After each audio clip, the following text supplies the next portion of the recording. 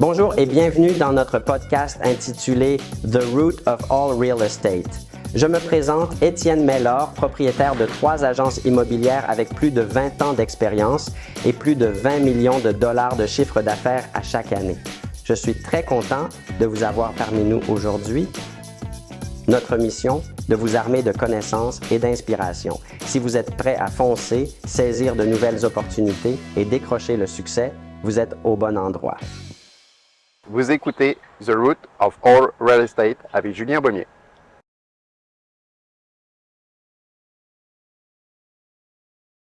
Plateau. Pourquoi le plateau? Pourquoi pas ailleurs? Alors, parce que, en fait, si tu regardes, ils veulent être donc près du métro. Donc, le métro, finalement, ça va être Hochelaga. Hochelaga, il se dit, pour la ligne verte, il se dit que bon, c'est pas très sécure. Donc là, pour les familles, ils veulent éviter. Si on va sur Hochelaga, ça va être pour un premier achat ou vraiment pour un tout petit budget. Okay. Et dans une certaine zone d'Hochelaga, parce que tu sais bien que c'est très parsemé, hein. Il y a des secteurs qui sont corrects, qui évoluent, mais il y en a d'autres, c'est une catastrophe. Après, il y a Verdun, ils aiment bien, Ouais. tu vois, mais ça correspond à un certain type de clientèle. Puis après, tu vas avoir tout ce qui est plateau. Ce serait quoi ton... Des gens qui veulent être plus cool dans leur vie, qui aiment bien le côté loin de la ville, mais avec proximité du métro. Tu vois, bon, ça c'est pas mal. Et puis après, on va avoir le plateau qui ressemble plus à des vies de quartier. Tu vois, ils n'ont pas besoin de traverser tout Montréal. Ça ressemble beaucoup finalement à... T'as un petit peu de tout, on voit dans ce sens-là, les boutiques, les restaurants. Il y a de tout, il y a des parcs, il y a... bon, c'est juste l'aspect construction sur le plateau qui est un peu compliqué. Ça, on n'en parlera pas, je ne sais pas, ça va peut-être finir un jour. Il y a des choses qui évoluent très bien, il y a des choses qui sont superbement rénovées. Mais c'est en cours. Mais par contre, en termes de vie de quartier, ils aiment beaucoup. Le plateau, le Myland, la petite Italie. Est-ce qu'il arrive ici avec déjà ces idées-là des secteurs ou toi, tu les amènes à... Alors, il y en a qui ne connaissent pas du tout et il y en a qui ont vraiment tout étudié. Et ça dépend de quel client. Si ce sont des jeunes ou... Tu vas les aider à prendre une décision basée sur... sur les connaissances de la ville, si tu veux. Okay. Tu vois, par exemple, il y a des gens qui veulent aller mettre leurs enfants à Stanislas ou Marie-de-France. Dans ces cas-là, c'est sûr qu'il va être Outremont ou Côte-des-Neiges. Tu vois, okay. C'est vraiment... il y a une période de qualification où tu apprends à connaître ton client. Exactement. Avant de commencer à aller montrer des propriétés. Je te dirais que ce que je fais... Alors déjà, quand ils me contactent déjà tous, premièrement, quand c'est pour de la location, toujours de l'étranger. Donc ils peuvent être partout dans le monde, hein. C'est des francophones, mais partout dans le monde. Et ces gens-là donc me contactent et je prévois 1 heure, 1 heure et demie, grosso modo, avec eux. La première conversation? Moi je te dis, je prends du temps avec les gens. Wow. J'aime bien savoir qui ils sont, qu'est-ce qu'ils cherchent. Mon but, c'est qu'ils réussissent leur expatriation, hein. Moi, ça me fait pas rigoler quand je vois des gens repartir parce que ça s'est pas bien passé ou quoi. Donc mon but, c'est aussi de les préparer. Fait ils prennent contact avec toi. Le premier contact se fait par courriel, par texto, par téléphone, Messenger, Instagram, courriel. Tout de suite, tu organises une rencontre virtuelle. Exact. Comment tu t'assures qu'ils veulent la faire, cette rencontre-là? Parce que moi, je parle au courtier, là. Ouais. J'ai reçu un lead où il y a quelqu'un qui est intéressé. Ouais. Et il se précipite rapidement à leur envoyer des propriétés. Non. Toi, tu t'assures que le client comprenne que non, avant de commencer la recherche, je dois apprendre à vous connaître. Fait que t'hésites pas à faire cette étape-là. Mais c'est ça. Mais en fait, j'ai pas ce problème qu'ont la plupart des courtiers. C'est que les gens viennent me chercher. Tu veux qu'on... parce qu'ils... Attends une minute. Ouais. How do you... Because I feel like standing is weird. Okay. Because I want to show the movement in... Ouais, ok. On peut toucher aussi où on est en ce moment. Un peu. Je vais vous prendre en croisant la rue. Je vais aller en premier. OK, attends, on va attendre ça. OK. Après, on va se faire frapper par une voiture en étant concentré sur... Mais continue où tu parles de la qualification, parce que ça, je trouve ça intéressant. Ouais. C'est pas, je te le dis, la plupart des courtiers skippent cette étape-là. Là. Ils sautent par-dessus parce qu'ils veulent aller tout de suite à je veux ma transaction, je veux mon... Mais ils ont pas... Je leur ai dit, il faut qu'ils travaillent l'humain. Mais tu sécurises, dans le fond, ta relation ou tu solidifies. Ben, si tu veux, moi la différence c'est que bon, les gens viennent me chercher déjà parce qu'ils ont vu mon nom passer, c'est souvent de la référence, et voilà, il y en a beaucoup, il y en a pas qu'une si tu veux. Quand tu as une seule personne qui dit lui il est bon, Ouais. bon, Ça n'a pas la même quand valeur. on a 15, 20, 30, 50, 100, ils disent ok, lui il est bon. Ok, donc là, ils m'envoient un message, moi je leur envoie mon calendrier pour qu'ils prennent rendez-vous. OK. Ok, ils prennent As-tu rendez-vous. automatisé cette partie-là ou HubSpot, pas encore? HubSpot, Oui? Tu l'utilises? Fait que tu envoies le lien pour qu'ils puissent se booker eux-mêmes. c'est ça. OK. Ils se bookent eux-mêmes leur rendez-vous en fonction de leur horaire. Et puis on prend, c'est ça, 1 heure et demie. Et on épluche qu'est-ce qu'ils sont, qu'est-ce qu'ils viennent faire ici. Alors bon, je la connais la réponse, hein. Quand c'est une Ouais. famille, c'est toujours la même chose. Fait que tes questions, au début, j'imagine, tu les écrivais ou tu avais déjà un plan d'action sur quelle sorte de questions je vais poser ou quelle sorte d'informations j'ai besoin pour Alors, m'assurer que j'amène le client à la bonne propriété ou le je bon te dirais quartier. que si je suis quelqu'un de feeling. Je suis pas quelqu'un qui va tout programmer, tout planifier, tout voilà. Au bout d'1 heure et demie avec le client, je sais qui ils sont, je sais ce qu'ils veulent, et il y a, mis à part 2, 3 petits détails, mais sinon c'est souvent le même schéma, tu vois. Et puis en termes de feeling, tu sais tout de suite où ils vont être bien à Montréal. Puis après en avoir fait, combien t'en as fait, tu dirais? J'en fais 100 par année là. 100? C'est immense. Je suis tout ça, seul, c'est pour ça que je te demande du monde. Ça, c'est de ma faute. En fait, s'il y a quelqu'un en fait, tu cherches quoi? Tu cherches quoi? Le candidat et la candidate ou le candidat idéal ressemble à quoi? Je cherche des courtiers qui veulent passer du bon temps avec les gens. Parce que moi, ça reste ma vision des choses. Si on veut réussir dans le courtage, c'est un métier qui est formidable. Je te le dis, là, j'ai fait de la restauration pendant 20 ans, j'ai été à mon compte pendant 20 ans. Là, c'est la même chose, sauf qu'on n'est pas renfermé dans un local. Il faut travailler 7 sur 7 s'il faut, ça Ouais. c'est clair, mais moi, ça m'a jamais dérangé. Et c'est surtout qu'il faut passer du bon temps avec les gens, et c'est ça qui est sympa. Il faut aimer les gens, il faut aimer apprendre les gens, il faut aimer Voilà. être Exactement. social. Donc c'est ça que je recherche, c'est vraiment un courtier, un petit jeune, peu importe, mais je veux qu'il aime ce qu'il fait, de façon à ce qu'on puisse poser des bases, une méthode, et ensuite, une fois que je pourrai faire confiance, ok, on ira de l'avant, Fait que on 100 ira loin. transactions par année, et là, on parle de la plupart du monde de l'extérieur. Ben, il y a des gens, il y a du monde de l'extérieur, il y a des gens que j'ai accompagnés ici il y a 2, 3, 4 ans, qui achètent, il y en a d'autres qui revendent. C'est ça. Fait que c'est quoi le temps, le cycle, si tu veux, du moment où, si on faisait une moyenne, là, du moment où tu rencontres une nouvelle personne, tu fais ta rencontre virtuelle, Mhm. jusqu'au moment où ils ont aménagé dans une propriété, là, en général, parce que tu parles de 100 transactions, un cycle de combien de mois, semaines? Ben, jour. Sais-tu? Pardon? Jour. Ouais. Jour. Si c'est des. Alors, parce que bon, comme tu as compris, là, et puis tu le sais, je m'adapte très très vite parce que je travaille tout le temps. Donc, j'ai des gens qui m'appellent, on arrive dans 5 jours, on n'a toujours rien trouvé. Bon, ben, j'ai 5 jours pour leur trouver quelque chose. OK. OK, fait que c'est quand même assez rapide, là. Ah, mais en 5 jours, pour la location, en 5 jours, j'ai trouvé. Fait que comment tu arrives à balancer ta vie personnelle, la vie de famille? Alors. T'as 2 enfants, si je me J'ai 2 enfants, un grand et puis une 17 et 14 ans, qui sont formidables parce qu'ils se gèrent et puis j'ai pas de problématique là-dessus. Mais j'ai surtout la chance d'avoir une madame qui m'a toujours vu travailler et qui a compris qu'on se refaisait pas. Si tu travailles, si tu es comme ça, si c'est ta nature, bah, tu vas continuer comme ça. Donc ça fait longtemps qu'elle a laissé tomber. La restauration, c'était la même chose, c'est ça? C'est ça. C'était déjà, c'est quoi, 7 jours sur 7 ou? Ah ouais, presque? c'était saisonnier nous là. Ah, Donc, c'est ok. 7 sur 7 et puis donc c'est ça. Mais je t'avouerais que j'aimerais trouver quelqu'un qui puisse me délester un petit peu parce que j'aimerais bien aussi leur accorder un peu de temps là. Là, ça fait combien d'années que tu es courtier? Là, ça va faire, j'entame la 5e là. 5e année. Fait que c'est là, habituellement, la 4e, 5e, où on commence à avoir une clientèle qui est prête à acheter plus gros, plus petit, cherche à investir. On a de la business plus facilement acquise que du jour 1.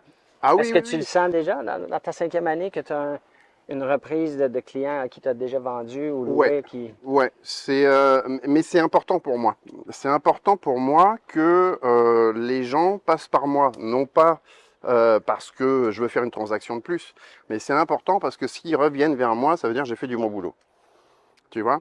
Et la plupart du temps, ils ne se posent même pas la question. Mais c'est vraiment important d'acheter au bon prix en fonction de leurs caractéristiques. Et dans le résidentiel, là, j'insiste beaucoup sur le fait d'être bien. Tu sais, le prix, c'est une chose, Ouais. mais il faut être bien. Parce que si tu es bien, tu vas être là longtemps. Puis quand on est dans un quartier présentement, où est-ce qu'on se trouve là? On est Sur le plateau là, ce que les gens aiment bien ici, c'est le côté un petit peu vert. Ah, ça, c'est sympa, hein, tu vois, On en le plein sent. été, là, on est quand même pas mal. Et puis, des petites rues tranquilles. Il y a beaucoup de rues intéressantes. L'avenue Mont-Royal, les gens adorent cette rue-là. On a Saint-Laurent, Saint-Denis, on est vraiment... ça bouge, ça bouge. Et pour autant, on a plein de petites rues vraiment tranquilles. Et c'est ça qu'ils aiment. Entre La Fontaine, je te dirais le parc La Fontaine et le parc Laurier, c'est vraiment le côté sympa. Mais là encore, ça dépend des gens. Il y en a qui Ça- veulent un peu plus d'activité, un peu plus d'action. Ben, ça dépend des priorités. C'est ça qui est important de déceler. Il y en a qui vont vraiment prioriser l'école. Parce Ah, que les ouais, familles, c'est quand important. elles arrivent, c'est les enfants qui les emmènent. On dirait que, et je le sais parce que j'ai fait la même chose, tu commences ton expatriation quand tu as vu que tes enfants avaient terminé la leur, enfin qu'ils étaient rentrés dedans, tu vois. Et donc c'est pour ça que ces gens-là vont aller sur Outremont ou Côte-des-Neiges. Sur ce secteur-là, ça va plus être des jeunes ou des jeunes parents, tu vois, avec des enfants en bas âge. Voilà. Sinon, on va avoir le Myland, un petit peu plus pour les familles. Les familles, en général, ça va être, ouais, c'est ça, Myland, Outremont, Côte-des-Neiges, ça va être plus ça parce que les enfants vont rentrer à Stanislas ou voilà. Mais dans ce secteur-là, mais tout le monde s'accorde pour te dire que ce secteur-là, il est fabuleux. C'est le meilleur selon eux. Mais il y en a qui privilégient donc l'école pour Dépendant les de enfants. leur C'est ça, priorité. Ici, exactement. si on parle en arrière, on voit des propriétés. Peux-tu nous décrire, ça ressemble à quoi ces propriétés-là? Certaines sont rénovées, certaines sont moins rénovées, mais c'est quand même des grands espaces. C'est des grands espaces. Si je compare à Côte-des-Neiges, on va avoir un petit peu plus de luminosité dans ce secteur-là en termes de fenêtres. Bon, ce qui surprend souvent les gens, c'est le côté, le plateau, on a un côté, je dirais, un petit peu plus carton-pâte, tu vois, entre les cloisons, voilà, c'est ça. Donc c'est le pendant un petit peu du plateau, OK. c'est que on a un superbe secteur de vie et de sécurité vraiment sympa. Par contre, les logements, c'est sûr qu'il faut. Là, c'est souvent la difficulté que j'ai dans le plateau, c'est qu'il faut que ce soit quelque chose qui soit un petit peu à l'européenne, donc quelque chose de rénové. Et là, on sort au budget après. Parce que si c'est rénové, c'est pas cadeau. Puis là, on parle de combien là, quand on regarde ici, là, Un je ca- regarde une unité un petit peu plus comme celle-là, là-bas, qui a l'air plus rénovée. Là, Pour un 4,5 nouvellement sur le marché aujourd'hui sur Centris, tu en vas être, moyenne. ouais, un 2003-2006 là. OK. Un beau 4,5, je te dirais 70 mètres carrés, 70-80, tu vas être 2003-2006. Quelque chose C'est quand même bien, non? Ben, C'est-tu élevé, ça? Je veux dire, pour moi, je regarde ça, c'est très tranquille. Ça fait quelques minutes qu'on est ici. Là. Ouais. Je me sens comme si je suis dans l'ouest de l'île. C'est ça, hein? Pratiquement, on a les arbres, on a les cours Exact. très tranquilles. Fait que je me dis, ah ben c'est quand même c'est raisonnable. En termes de prix, ça dépend toujours d'où tu viens. Et tu vois, c'est pour ça que je passe du temps avec les gens. C'est Mais parce si que je viens- c'est si quelqu'un je- qui vient de Paris, Ouais. c'est pas cher. Non, c'est ça. Si c'est quelqu'un qui vient de la Sarthe, Ah là, en c'est. pleine campagne, Ouais. là, ça commence à être très très cher. OK. Tu vois? Donc voilà, ça dépend aussi. Parce que comme je te dis, le but, moi, c'est qu'ils réussissent leur expatriation. Donc je rentre vraiment dans l'intimité des gens. J'ai besoin de leur salaire, j'ai besoin de tout un tas d'informations financières. Et bon, les gens ne le savent pas parce que voilà, j'en parle pas, mais pour moi, dans ma tête, ça me guide aussi en termes de prix à pas dépasser, parce que sinon, ils vont avoir beaucoup de difficultés parce qu'ils connaissent pas la vie ici. Ouais. Tu comprends? Ouais. Donc c'est dans ce sens-là que j'ai besoin de passer beaucoup de temps avec les gens pour les accompagner, et c'est dans ce sens-là qu'a priori, je suis bon. tantôt, je te posais la question en route quand on s'en venait. Je te disais, géographiquement, tu te limites pas. Là, là on parle de Non. certains secteurs, Ouais. mais si ton client veut être sur la rive sud de Montréal, si ton J'habite client sur veut la être rive dans la banlieue plus au nord, Laval, etc., tu t'es pas mis Alors, de barrière. si. Pour la location, parce que la location, ça prend quand même beaucoup de temps. Donc, la location, je vais rester sur Montréal et sur la rive sud. Je ne vais pas aller forcément à Laval ou autre. Pour l'achat-vente, bon, je vais aller beaucoup plus loin. Et puis voilà, parce qu'après, bon. Si vous êtes ici, c'est parce que vous prenez votre business d'une manière sérieuse. Étienne va prendre le temps de vous expliquer exactement qu'est-ce que ça prend pour être capable de générer plus gros revenus. Moi, ça fait quand même très longtemps que je connais Étienne. Puis ce que moi, j'ai appris d'Étienne, c'est qu'il regardait toujours les choses d'une manière élargie. Quand on a une vision de voir quelque chose d'un côté, lui essaie de voir, mais comment est-ce qu'on peut faire ça 10 fois plus, 10 fois plus gros. Il pense toujours en gros. Que vous soyez à temps partiel, que vous soyez à temps plein, que vous soyez un étudiant, que vous soyez mère de famille, puis vous travaillez de la maison, il y a quelque chose pour tout le monde ici. Prenez la chance, je vous garantis que vous allez avoir des résultats. C'est une opportunité qui est rare, c'est une opportunité qui ne sera pas là continuellement. Amenez votre business au prochain niveau. Vous risquez de le regretter, je vous le dis. Cliquez en bas, vous n'avez rien à perdre. Mais, Puis des investissements, là, je vois un triplex un petit peu plus loin ici qui est à vendre. Est-ce que tu touches à ça aussi? Tu as une Bien sûr. clientèle qui regarde pour... bien sûr, ouais. Les investisseurs, ça c'est souvent une discussion aussi. Parce qu'étant donné que j'ai été à mon compte pendant longtemps, j'ai une bonne notion de fiscalité. C'est important? Ça, c'est ça, très important. Donc, c'est en fonction de leur profil et de ce qu'ils souhaitent faire, bah, c'est quelque chose qu'on peut envisager, ouais. Ça peut être envisagé. On peut être propriétaire occupant sur un duplex, triplex, voire même plus, mais il y a l'aspect financier qui est intéressant et dans le réseau pour expliquer tout ça.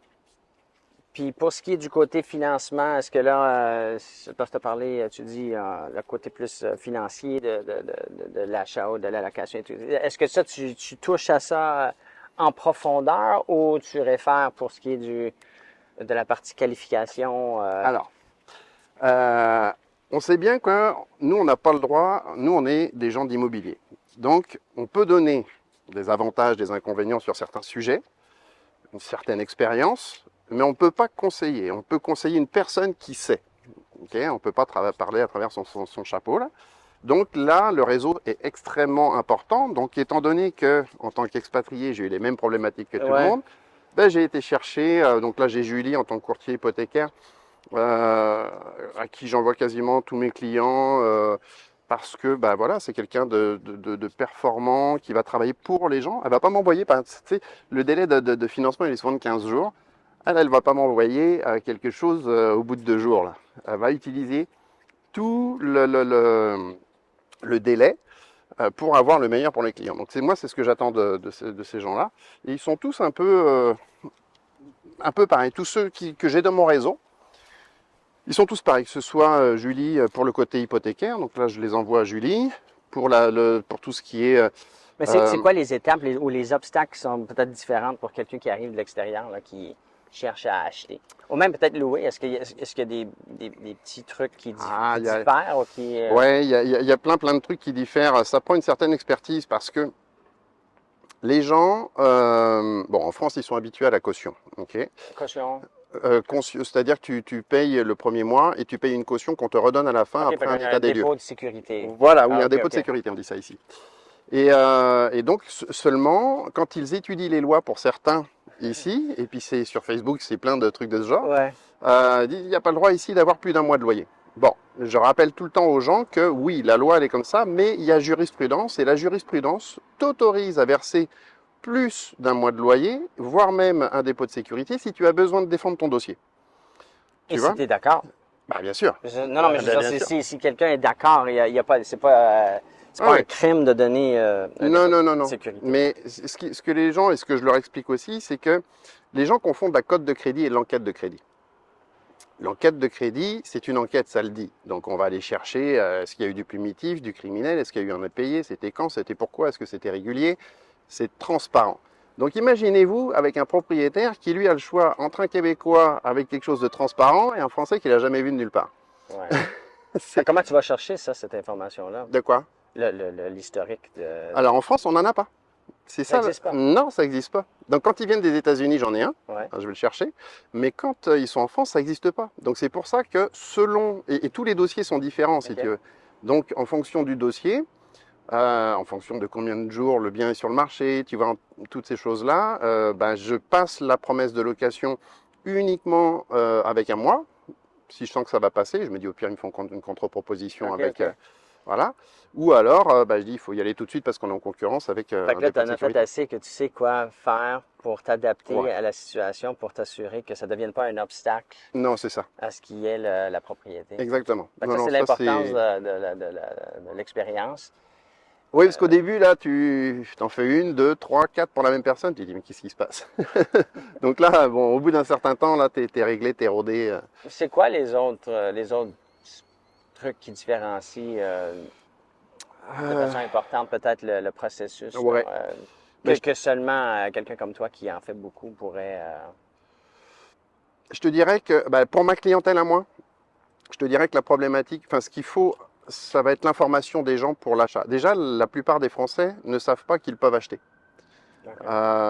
Il y a une loi qui est sortie, puis là, pareil, sur Facebook, il se dit tout et n'importe Ah, quoi, ouais, ouais, ok, ok. interdisant les étrangers d'acheter une propriété. Sauf qu'il y a eu un amendement, et donc cet amendement autorise quelqu'un qui vit ici à acheter à partir du moment où il lui reste 183 jours de la signature de l'acte de vente jusqu'à la fin du permis, Qui est qui est la fin du permis permis de travail, Ah, ok. tu vois, permis de... Ok, permis- répète-moi ça.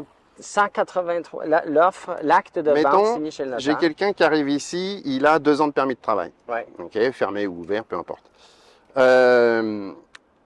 S'il veut acheter, il faut que je vérifie qu'il lui reste 183 jours à partir du moment où on va signer chez le notaire l'acte final, Au jusqu'à plus?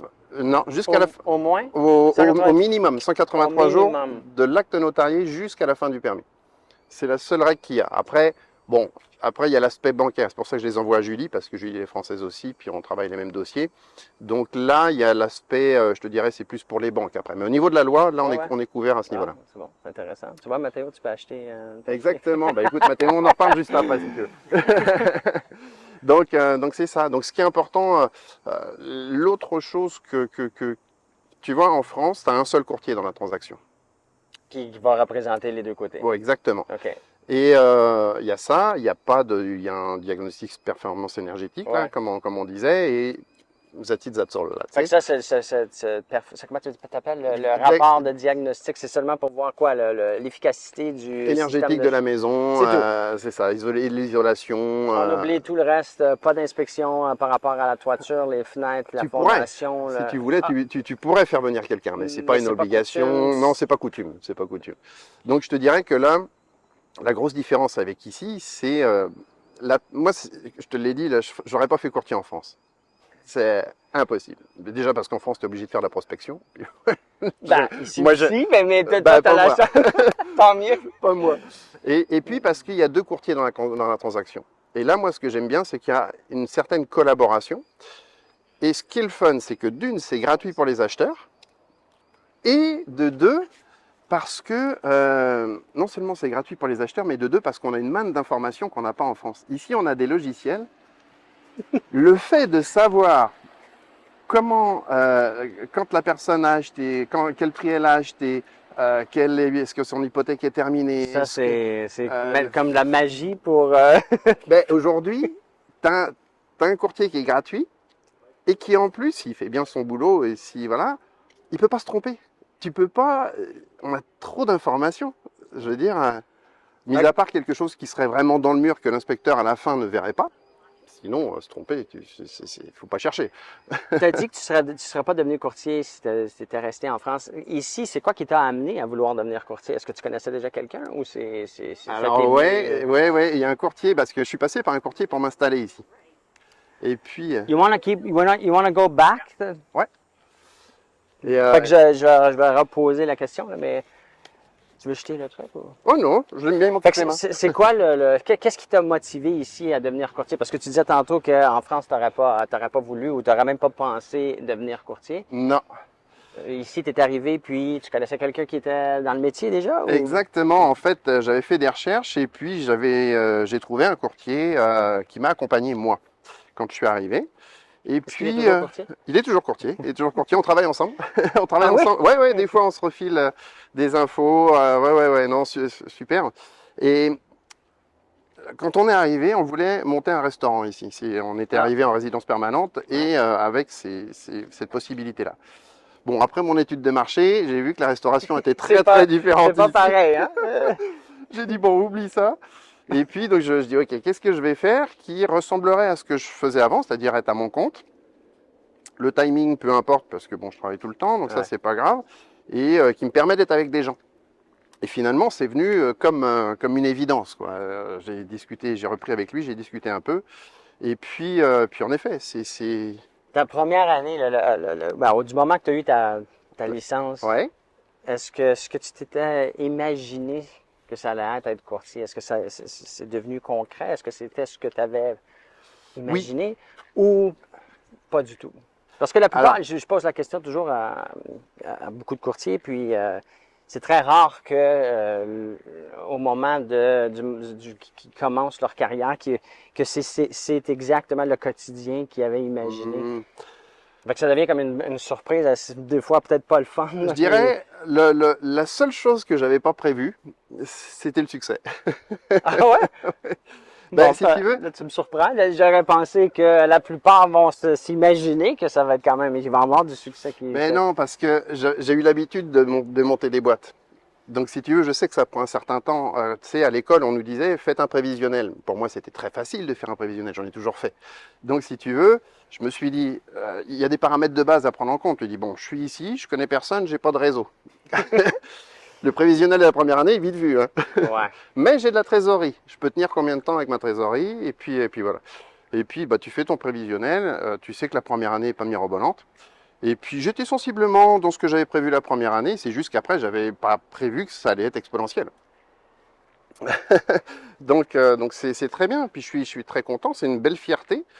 Fait que ta première transaction, une fois que ça a pris combien de temps, là, que ce soit une location ou un achat, tu te rappelles-tu du nombre de temps, du moment où tu as eu ta licence là, et que tu t'es joint à une agence? Ouais, quoi, c'était la première transaction, j'ai eu ma licence en novembre, ma première transaction elle est tombée au mois de mars. Fait que novembre à mars, OK. Ouais. Puis ça, tu t'en attendais, tu viens d'en parler. Ouais. Et après ça, est-ce que la deuxième, troisième, ça a été un peu plus rapide, un peu plus vite, ou Non. ça a été une augmentation graduelle, puis... Alors sur la première année, tout a été très long. Pourquoi? Parce que je faisais pas de prospection.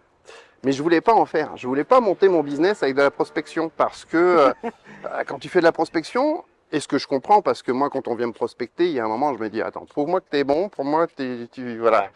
Ouais. Là, c'est ce qui me gêne dans la prospection. Alors que la référence, les gens, ils le savent, là, tu sais, comme je te disais tout à l'heure, une référence, bon, tu as des doutes quand on a une centaine. Bon, C'est c'est comme les avis Google, là, quand tu commences à avoir du 4,5 sur 5 sur 500 personnes. Ou ça peut être tout fait par des robots. Ah ouais, ça je sais pas, je viens de la restauration, moi, la technologie. mais c'est vrai que ça peut être fait comme ça. Fait que pour un nouveau courtier qui commence, si t'avais aussi, il fallait que tu te parles en tant que nouveau courtier, qu'est-ce que tu dirais là, côté prospection, côté attente, côté sois patient, fais plus de prospects, qu'est-ce que tu dirais? Alors je dirais, sois patient, prévois large, trouve ta niche où tu es bien. Il faut que tu sois bien. Ça, c'est vraiment le maître mot. Il faut que tous les clients que tu as, il faut que tu aies le feeling, il faut que tu sois bien, il faut que tu sois content d'y aller. Il faut être... Tu sais, tu peux pas passer 10 heures de ta journée là à pas aimer ton métier. Là. Moi, tu sais, je l'ai fait pendant... non, j'aimais la restauration, mais il y avait beaucoup de contraintes. Là.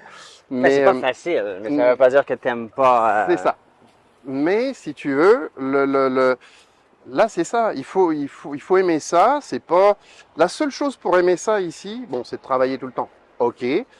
Ben, c'est pas, c'est pas envoyer 500 couverts comme on faisait en 3 heures. Là. Donc là, on peut faire ça toute la journée. On peut prendre du temps. On peut aller se poser dans un café. On discute.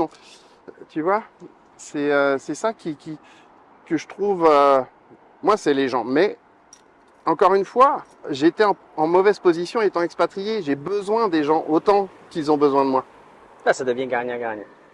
C'est une belle Tu façon vois? de le voir. Là, avec des clients tu sais, j'ai un groupe WhatsApp où je mets les clients dedans.